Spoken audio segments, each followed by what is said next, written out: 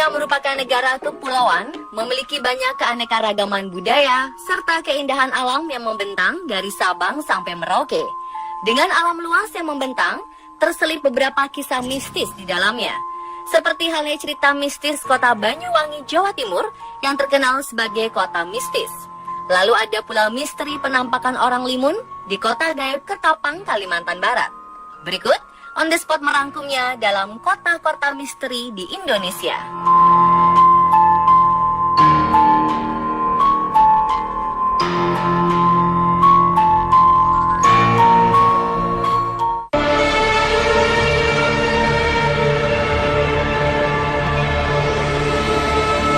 Kota Pontianak. Kota ini terkenal dengan sebutan Kota Khatulistiwa karena terletak tepat di bawah garis Khatulistiwa. Dengan ikon Tugu Khatulistiwa, kota ini pun kental dengan sejarah dan cerita mistisnya.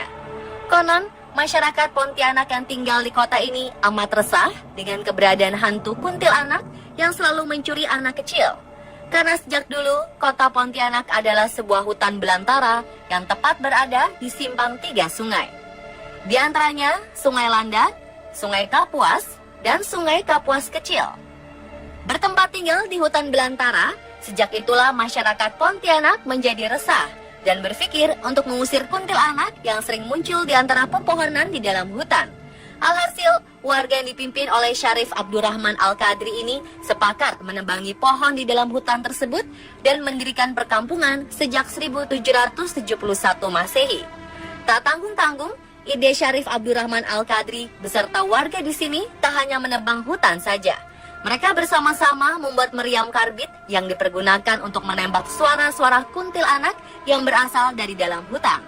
Sejak peristiwa tersebut, masyarakat Pontianak menjadikan meriam karbit sebagai prosesi menyambut bulan suci Ramadan.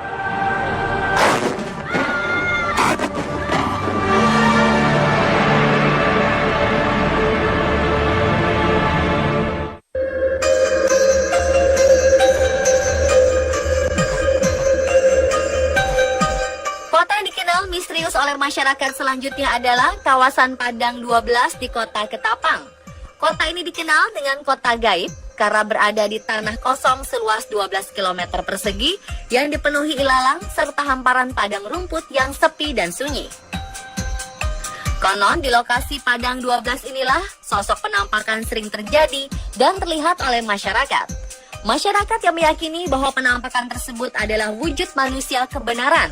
Berbeda dengan manusia pada umumnya, manusia kebenaran tidak memiliki garis hidung di atas bibir.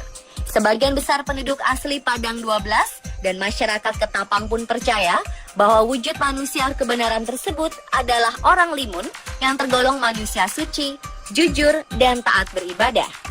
Namun tidak sedikit yang beranggapan bahwa mereka adalah sekelompok jin muslim yang sudah ribuan tahun menempati wilayah tersebut.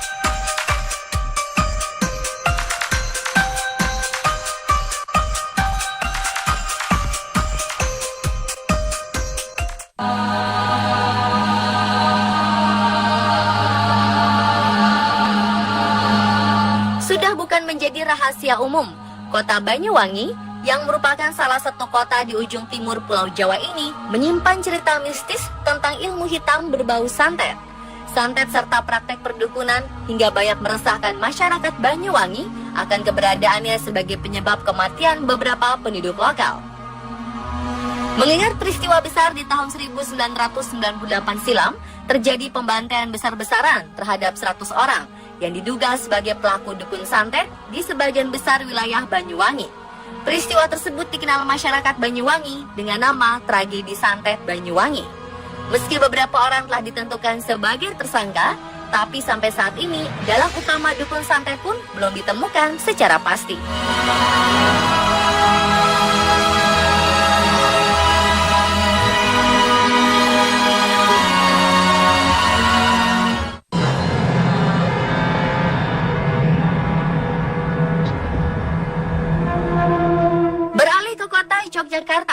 Yogyakarta memiliki budaya kepercayaan akan roh leluhur yang amat kental.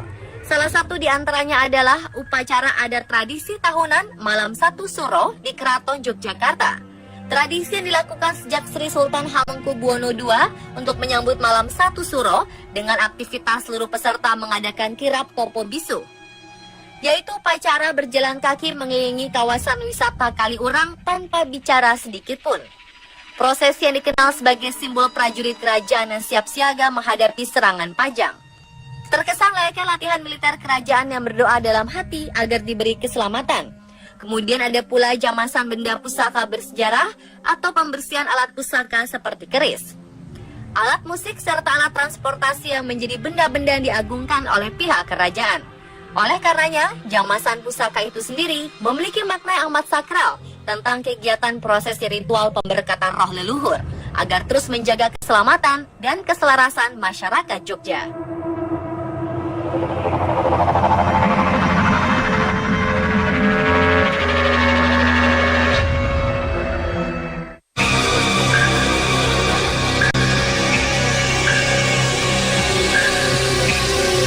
Tepat di Kalimantan Selatan, sebuah kota bernama Saranjana sudah tak asing terdengar oleh masyarakat sekitar Pulau Borneo. Sebuah kota berjuluk kota gaib, Saranjana menjadi salah satu kota berkisah misteri yang belum dapat dipastikan secara pasti kebenarannya. Memang tak bisa dijelaskan secara logika, bukan berarti banyaknya cerita masyarakat di Pulau Borneo ini menjadi sebuah kebohongan. Sekilas tentang kota Saranjana yang tak lebih adalah sebuah pulau kecil yang terlihat sangat indah. Memiliki penduduk hampir seluruhnya adalah bangsa jin dan tidak ada satupun manusia yang tinggal di pulau gaib tersebut. Sampai-sampai keberadaan kota Saranjana ini tidak ada di dalam peta Indonesia. Diawali sejak tahun 1980 silam, sejak itu pemerintah kota baru dipusingkan oleh kedatangan para pengusaha asal Jakarta yang hendak mengantarkan beberapa alat berat yang dipesan lunas oleh seseorang penduduk asal kota Saranjana. Setelah dicari-cari, ternyata orang tersebut benar-benar tidak ada. Namun terlepas dari benar atau tidaknya, tentu kami kembalikan bagaimana Anda menilainya.